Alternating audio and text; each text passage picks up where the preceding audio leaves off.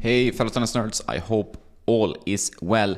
I read your comments, make no mistake, I get a lot of good ideas. I really appreciate all the positive feedback and constructive criticism, so keep commenting.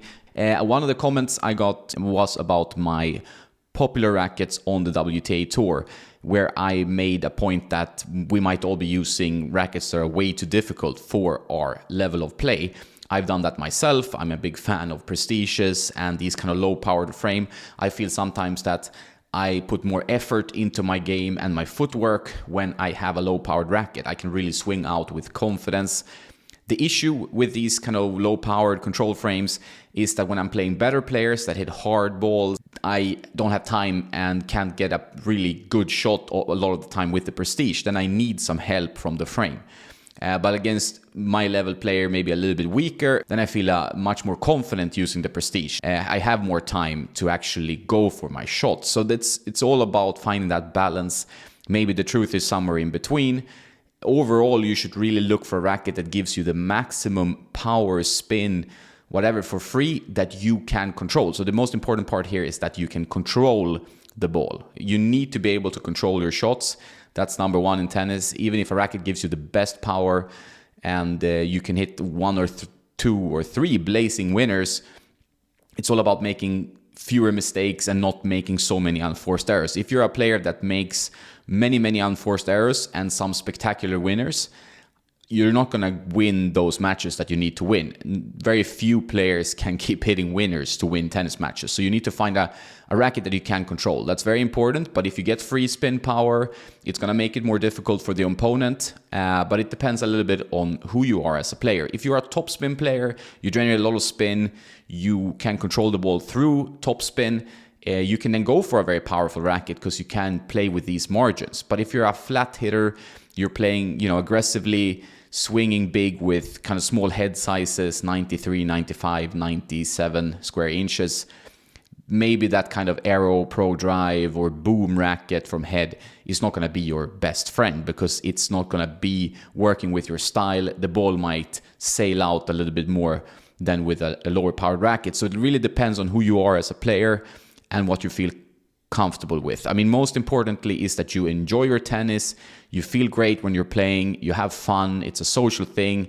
It's not so much about winning and losing on our humble level. We need to enjoy the game and we need to enjoy the sensation when we hit the ball.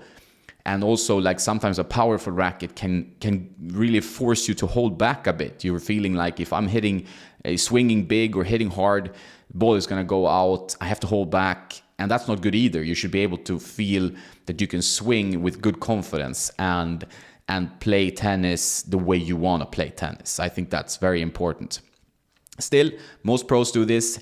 They are trying to get more power, more spin, more forgiveness from the frame. Tennis is not getting any slower. It's just faster. Players are hitting harder. Just look at Carlos Alcaraz. And we need to think about that because I also noticed that the balls are coming faster as soon as you go up a little bit in level. Every shot is coming with much higher velocity, and I often don't have time with a more controlled frame to hit a really strong ball back. Then it becomes a sitter for them and I lose the point. So I need a bit more help to keep them on the back foot and be able to return with decent depth. It's all a balance point depending on what you want with your tennis. If you're just a weekend warrior, you enjoy playing with friends once or twice a week, use whatever racket makes you feel happy, right? It doesn't really matter that much. You should play with whatever is fun. But if you're an ambitious player on whatever level it is, you should try to get more out of your racket that actually matches your game. More power, more spin maybe, without wrecking your elbow, of course. So it's finding that maximum weight power that you can control. This is what the pros do. They get like a racket that they like, but then they keep adding weight to it and keep customizing it until it reaches a point where if they keep adding more, they will lose swing speed and they will not be as efficient. It might be too powerful, for example, because if you add a lot of swing weight, a lot of weight in the head, the racket becomes too powerful. So they find that balance somewhere where they get the maximum power that they can maneuver and still control. And that's something you can learn from and something I can learn from. I'm keen to hear now, what do you think of this? Are many of us playing with rackets that are way too demanding for our level? Should we use easier, tweener power rackets, Pure Drive, Boom, Wilson Clash, or should we use whatever we feel comfortable with? Let me know in the comments below, and I'll get back on the topic with more videos later on. That's it for today. If you need to find a partner or a coach, which are two good ways of improving your tennis, check out Play Your Court. You get 50% off with my link in the description. If you want to buy a new racket, string, shoe, balls, whatever, check out Tennis Warehouse. Another way to help is to become a patron at patreon.com/tennisnerd. That's it for today. Have a nice day, and don't forget to play some tennis.